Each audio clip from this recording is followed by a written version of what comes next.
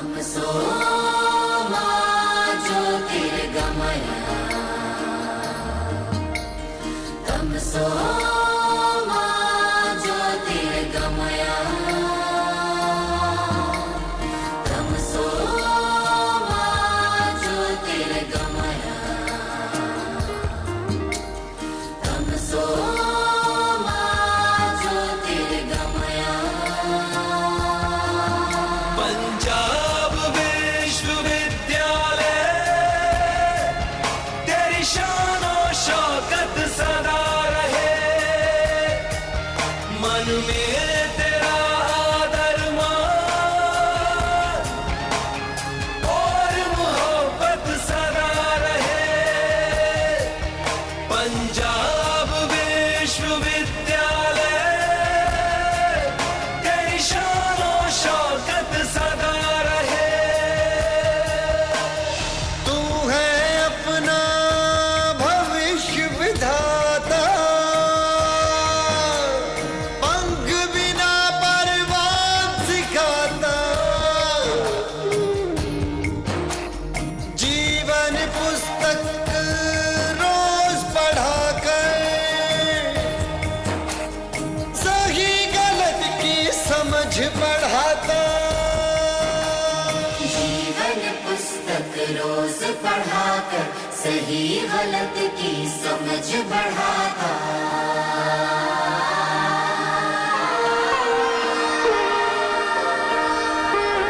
तेरी जय गौ शंख बजाए, रोशन तारे बन जाए, बखरी तेरी शोहरत, तेरी शोहरत सदा सदा रहे।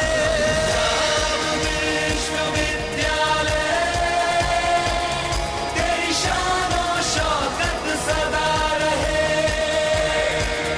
पंजाब विश्वविद्यालय तेरी शानो शौकत सदा रहे।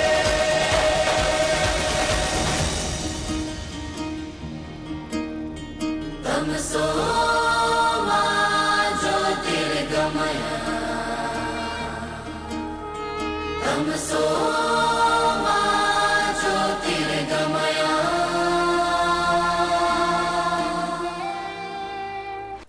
योग ऋषि स्वामी रामदेव जी और जैन मुनि विनय कुमार जी आलोक के पंजाब यूनिवर्सिटी में आगमन पर हार्दिक अभिनंदन। योग को बहुत सदियों पहले भारतवर्ष में शुरू किया गया था, परंतु यदि किसी ने पूरी दुनिया में इसे स्थापित किया है तो सबसे पहला नाम स्वामी रामदेव जी का आता है। योग करेंगे तो निरोग होंगे, ये एक ऐसा नियम है जो कि वैज्ञानिक तौर पर भी स्थापित हो गया है। इस रिसर्च को आगे बढ़ाने के लिए इस अंतर्राष्ट्रीय योग दिवस पर पीजीआई की टीम भी रिसर्च कर रही है और उन्होंने करीब 300 लोगों का ब्लड सैंपल पंजाब यूनिवर्सिटी से लिए हैं, जो कि पीयू में 1 महीने के योग कैंप शुरू होने से पहले लिया गया और 1 माह बाद फिर से ब्लड सैंपल लिया जाएगा और योग का जो हमारे शरीर पर असर होता है उसको वो देखेंगे और बताएंगे। मैं स्वयं 20 साल से डायबिटिक हूँ और रेगुलर ब्लड टेस्ट करवाता रहा हूँ।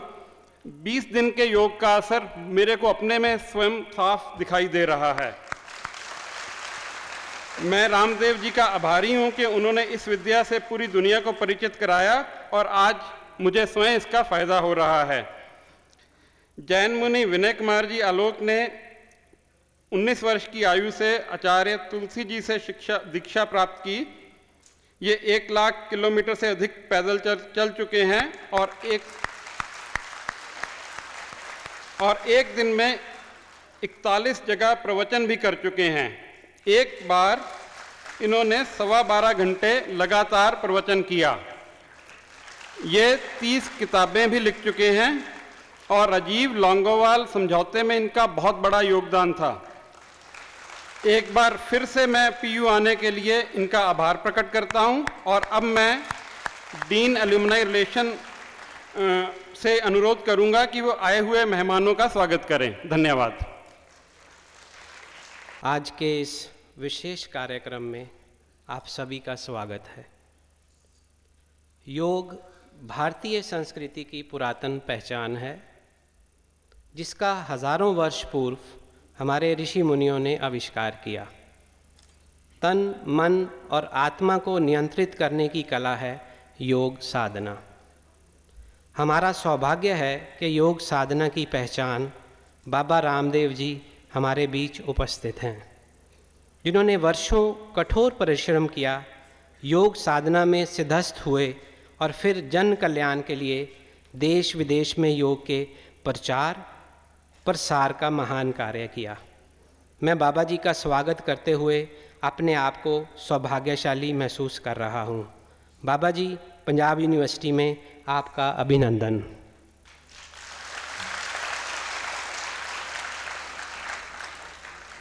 मैं स्वागत करता हूं जैन मुनि श्री विनय कुमार जी आलोक का। आपने अपना कीमती समय निकालकर इस कार्यक्रम का गौरव बढ़ाया, हमारा मान बढ़ाया। श्री आलोक जी, आपका भी अभिनंदन। इसी के साथ मैं हार्दिक स्वागत करता हूं मिस्टर उमाकांत श्री तिवारी जी, जो मैडम किरण खेर जी को रिप्रेजेंट कर रहे हैं, और मिस्टर सौरभ जोशी, जो काउंसलर हैं म्यूनसिपल कॉरपोरेशन के। अंत में पंजाब यूनिवर्सिटी की तरफ से मैं आप सभी का स्वागत करता हूं और इस कार्यक्रम में सहयोग देने के लिए आप सभी का धन्यवाद करता हूं।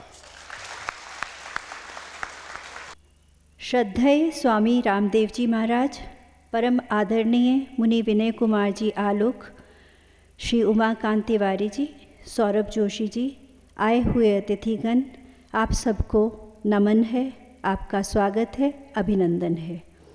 ऐसा प्रतीत होता है कि आज हमारी योग साधना सफल हुई है, जो सौभाग्य से आप सब आज यहाँ विराजे हैं और इस स्थान को पवित्र किया है और हमें गौरवान्वित किया है। मेरा अनुरोध है पंजाब विश्वविद्यालय के dean university instructions professor Dinesh Kumar Gupta ji से कि वह आप सबको पंजाब विश्वविद्यालय द्वारा योग की दिशा में जो प्रयत्न किए जा रहे हैं उनसे अवगत कराएं। श्रद्धेय प्रातः स्मरणीय आदरणीय योग ऋषि स्वामी बाबा रामदेव जी महाराज, पूज्य जैन मुनिवर श्री विनय कुमार आलोक जी के पावन चरणों को प्रणाम श्रद्धा के साथ नमन वंदन करने का जो सौभाग्य मुझे परमेश्वर ने प्रदान किया है, उसे अभिव्यक्त करने के लिए मेरे पास शब्द नहीं हैं। मैं एक व्यक्ति के रूप में नहीं, बल्कि एक प्रमुख विश्वविद्यालय जिसमें लगभग 800 अध्यापक, 3000 से ज़्यादा प्रशासनिक कर्मी, 2 लाख से ज़्यादा विद्यार्थी, उनको प्रतिनिधित्व करता हुआ आज प्रातः आप सभी को हार्दिक अभिनंदन और स्वागत कहता हूँ। मैं सभा में उपस्थित श्रीमती किरण खेर, जो सांसद हैं चंडीगढ़ के, उनके प्रतिनिधि श्री उमाकांत जी तिवारी और सौरभ जोशी जी, जो इस हमारे वार्ड को रिप्रेजेंट करते हैं, काउंसलर हैं, उनका पंजाब विश्वविद्यालय की ओर से आभार प्रकट करता हूँ। मित्रों, पुण्य भूमि, योग भूमि भारत के योग दर्शन को तात्विक और लौकिक पक्षों को समस्त विश्व में समक्ष तार्किक और आध्यात्मिक रूप में प्रचारित, प्रसारित और स्थापित करने में जो अति महत्वपूर्ण युगांतरकारी भूमिका पूज्य योग ऋषि बाबा रामदेव जी ने निभाई है, वह सर्वविदित व सर्ववंदनीय है। अकारण नहीं है कि स्वतंत्रता के 68 वर्षों के बाद भारत की सर्वाधिक प्रगति आध्यात्मिक, सामाजिक, आर्थिक, नैतिक और राजनीतिक को जो स्वप्न स्वामी दयानंद, स्वामी विवेकानंद तथा गांधी जी ने देखा था, उसी स्वदेशी, स्वराज परक, सर्वोदयी सत्याग्रह भारत को योग दर्शन की भूमि पर पुनः स्थापित करने में योग ऋषि बाबा रामदेव जी का युगांतरकारी योगदान रहा है। इस समय गीता में योग के ईश्वर भगवान कृष्ण को बोला गया है। तो भगवान कृष्ण ने योग को जो गीता के दूसरे अध्याय में संजोया है। मैं उस श्लोक को कहना चाहूँगा। भगवान कृष्ण ने योग को ऐसे हमें सिखाया है। योग अर्जुन को कहते हैं योगस्थ कुरु कर्माणि संगम त्यक्त्वा धनंजय सिद्ध सिद्धियो समभूत्वा समत्वम योग उच्यते। अर्जुन को कह रहे हैं योग में स्थित होकर कर्म कर और अपनी आसक्ति को छोड़ दे। ये जो इक्वेनिटी ऑफ माइंड है, जिसमें हार जीत, जीवन मरण, यश अपयश एक लेने की जो स्थिति है, उसको योग कहते हैं। और इसी योग दर्शन को पुनर्स्थापित करने में, योग के प्रति विश्व चेतना का संचार और निर्माण करने के लिए बाबा रामदेव जी का अस्मरणीय योगदान है। मैं बिजनेस मैनेजमेंट, व्यवसायिक प्रबंधन का एक विद्यार्थी हूँ और अपनी अल्पज्ञता के साथ मैंने आध्यात्मिकता को प्रबंधन के साथ अध्ययन किया है। स्वामी रामदेव जी जीवंत प्रमाण हैं किस प्रकार योग में स्थित हुआ कर्मयोगी, शुद्ध चित्त वाला व्यक्ति उत्तम, श्रेष्ठ, लोक कल्याणकारी प्रबंधक सिद्ध हो सकता है। आज स्वामी रामदेव जी का ब्रांड पतंजलि जो धर्म कल्याण केंद्रित है, उसका उत्पादन 5,000 करोड़ रुपए से ज़्यादा है।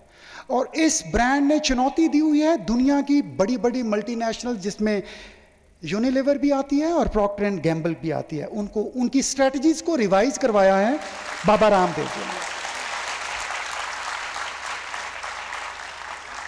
जैन दर्शन में महत्वपूर्ण महावाक्य का स्मरण करता हूँ, जिसके अनुसार सम्यक दर्शन, सम्यक ज्ञान और सम्यक चरित्र का समन्वित व्यवहार या उच्चार ज्ञान का प्रदान करता है। मेरे विचार में योग दर्शन का तात्विक अर्थ यही है और शिक्षा का भी यही उद्देश्य होना चाहिए। पहले आपको बता दिया गया है कि हम इसका साइंटिफिक एनालिसिस भी कर रहे हैं कि योग से क्या प्रतिक्रिया हो रही है हमारे शरीर में, और वो हम पब्लिश कराएंगे लीडिंग जर्नल्स में। उल्लेख करना चाहता हूँ कि 2001 में स्वामी विवेकानंद अध्ययन केंद्र पंजाब यूनिवर्सिटी में स्थापित किया गया और आजकल प्रोफेसर नंदिता सिंह उसको कुशल रूप से चला रही हैं, जिसमें पतंजलि के योग सूत्रों की साप्ताहिक व्याख्यान श्रृंखला का आयोजन किया जाता है। और पंजाब विश्वविद्यालय ने हाल में एक तुलनात्मक धर्म अध्ययन केंद्र का भी विभाग स्थापित किया है, जिसमें योग और दर्शन पे शोध कार्य चल रहा है।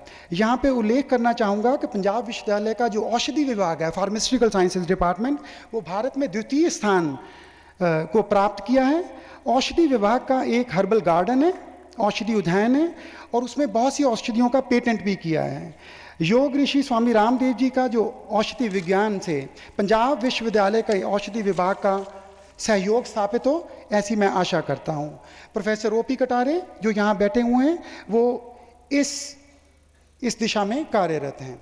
मैं अंत में सभा में उपस्थित विश्वविद्यालय के सहकर्मियों, युवा विद्यार्थियों एवं विद्वानों का सादर अभिनंदन करता हूँ। स्वामी जी, आपको जानकर प्रसन्नता होगी कि पंजाब विश्वविद्यालय ने योग शिक्षण, प्रशिक्षण और अभ्यास को सामूहिक और व्यक्तिगत उद्देश्यों में शामिल किया है। यहाँ पर विद्यार्थियों के शारीरिक, मानसिक, आत्मिक पूर्ण व्यक्तित्व विकास के लिए कई प्रकार की खेलों की सुविधाएं हैं। एकेडमिक कोर्सेज के साथ साथ स्किल डेवलपमेंट और सेल्फ डेवलपमेंट के कोर्सेज भी कराए जाते हैं।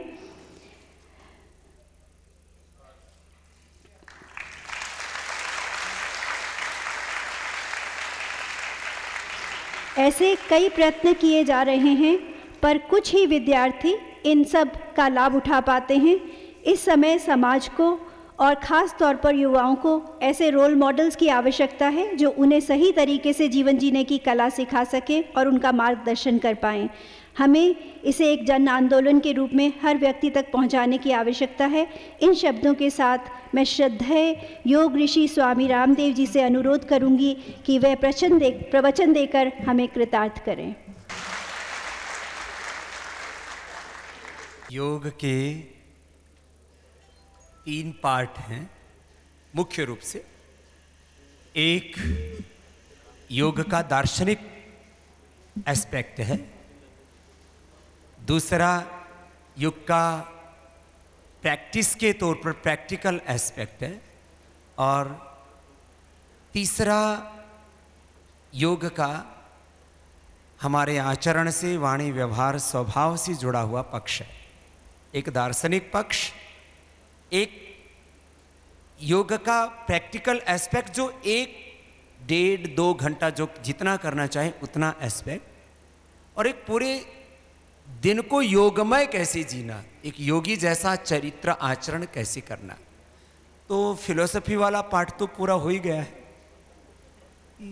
योगी को बहुत ऊंचा चरित्र वाला होना चाहिए, अहिंसक होना चाहिए, सत्य बोलने वाला होना चाहिए, पुरुषार्थी होना चाहिए, रॉन्ग एक्शन, रिएक्शन और इनएक्शन उसकी लाइफ में नहीं होना चाहिए। योगी को आप जैसे बैठे हुए हो ऐसा बहुत ही शालीन होना चाहिए। आप सब योगी हो। मैंने पहली बार पंजाब में इतने पतले लोग देखे।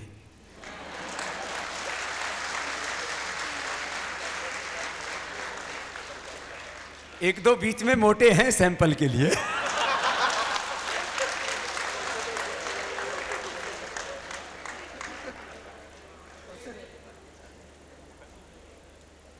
तो आप सब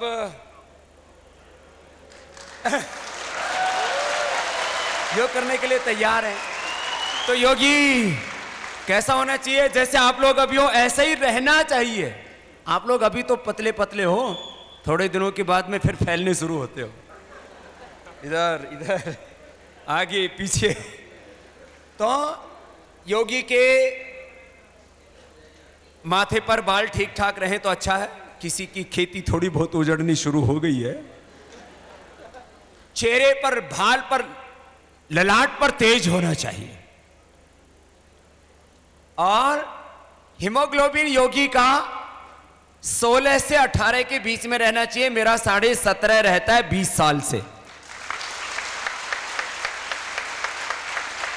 17.5 मेरा हीमोग्लोबिन रहता है, ना इससे कम होता है ना इससे ज्यादा होता है। 18 के ऊपर चला जाए तो बीमारी है, और 16 से नीचे चला जाए तो फिर 18 घंटे काम नहीं कर सकते। ये 18 हीमोग्लोबिन जिसका रहता है 17 से 18 के बीच, वो 18 घंटा काम करता हुआ भी थकता नहीं है। तो यदि आप 18 आवर्स हार्ड वर्क करना चाहते हो तो आपका 18 हीमोग्लोबिन होना चाहिए। तो आप योग करोगे तो आपका हीमोग्लोबिन इतना ही रहेगा। दूसरा, सीना उभरा हुआ होना चाहिए, पेट सिकुड़ा हुआ होना चाहिए, कमर कसी हुई होनी चाहिए, और भुजाएं भी मजबूत होनी चाहिए। हाँ? आप योगी ऐसा नहीं होना चाहिए कि कोई धक्का मारे तो गिर जाए, थोड़ी तेज हवा चले तो उड़ जाए, और इतना भारी भरकम भी नहीं होना चाहिए कि उसको खींचने के लिए एक और आदमी चाहिए।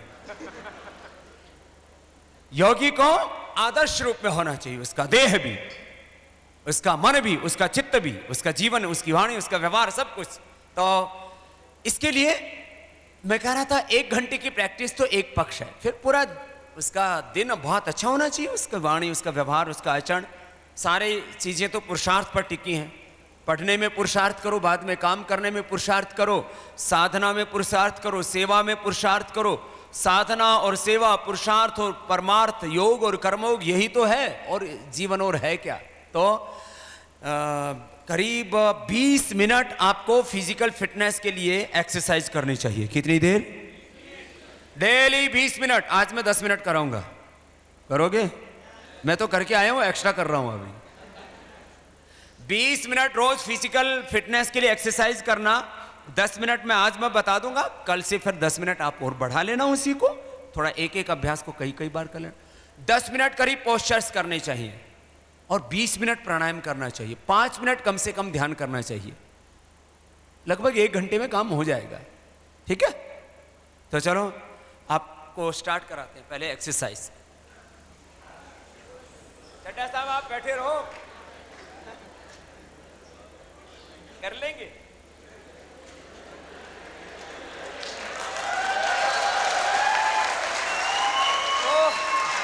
अब सुनो, कई तरह की प्रैक्टिस है एक्सरसाइज की।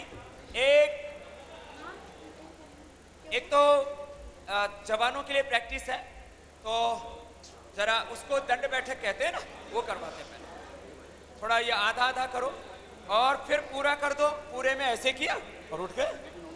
ये ऐसे 5 बार कर लेना, ऐसे नहीं, एक साथ नीचे जाएंगे।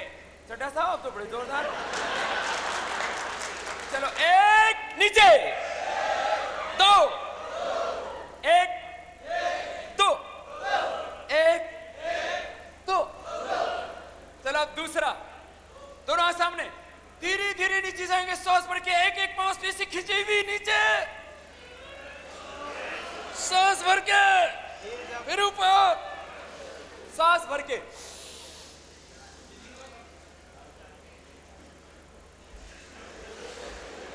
कुछ तो ऐसे ही कर रहे, नीचे, ये ऐसे, फिर ऐसे। चलो नेक्स्ट, अब एक छलांग लगानी है। 1, 2, ऐसी छलांग लगेगी ना। 1, 2, 1, 2, 1, 2। रिलैक्स, कल फिर दुखेगा।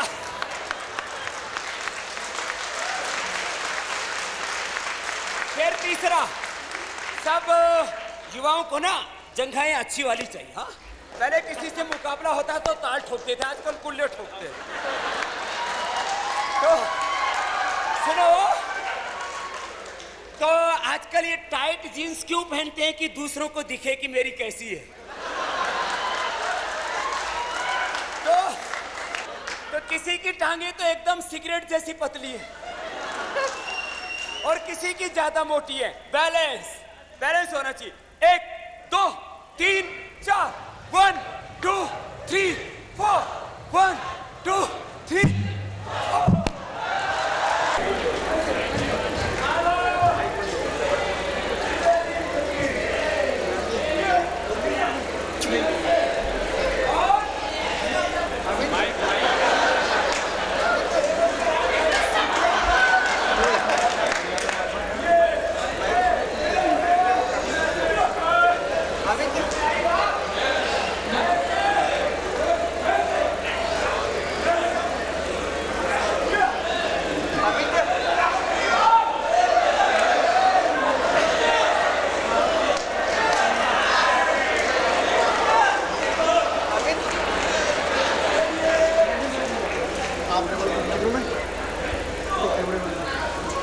बेटा या तो परफॉर्म करो, खड़ा नहीं होना।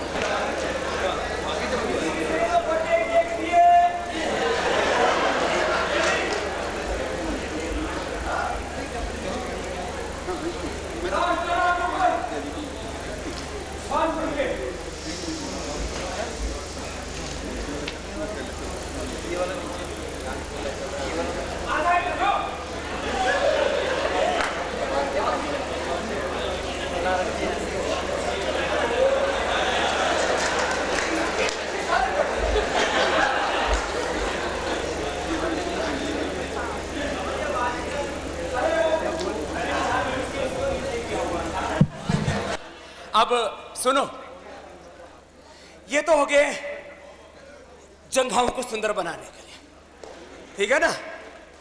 तो रोज ये 5-5, 10-10 बार कर लेना, ठीक है? अब हाथ, पैर, पेट, पीठ, पूरे शरीर को सुंदर बनाने के लिए सूर्य नमस्कार बड़ा अच्छा होता है। दोनों सामने रोज 10 बार कर लेना। कितनी बार? श्वास अंदर भर के, हाथ पीछे,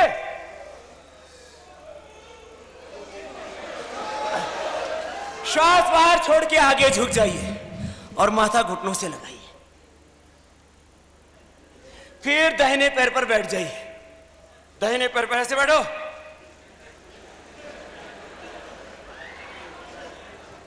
कम बैठा जा रहा है तो ऐसे बैठ जाओ, पूरा बैठा जा रहा है तो ऐसे बैठ जाओ। फिर दाएं भी पीछे, फिर झुक गए आगे, फिर उठ गए सामने से, फिर पीछे, फिर बाएं आगे, फिर दाएं आगे, फिर पीछे, फिर सामने। चलो स्टार्ट।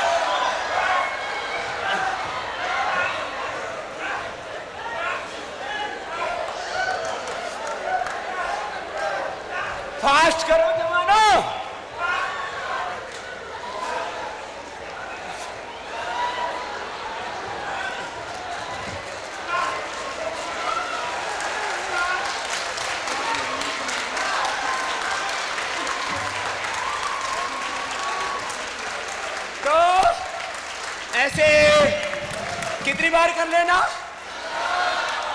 10 बार। ये तो हल्के वाला ही बताया है, अभी तो भारी वाला तो बाकी है। तो आपको थोड़ा बैलेंस बनाना पड़ेगा ना, तो कुछ तो अच्छा कर लेते हैं।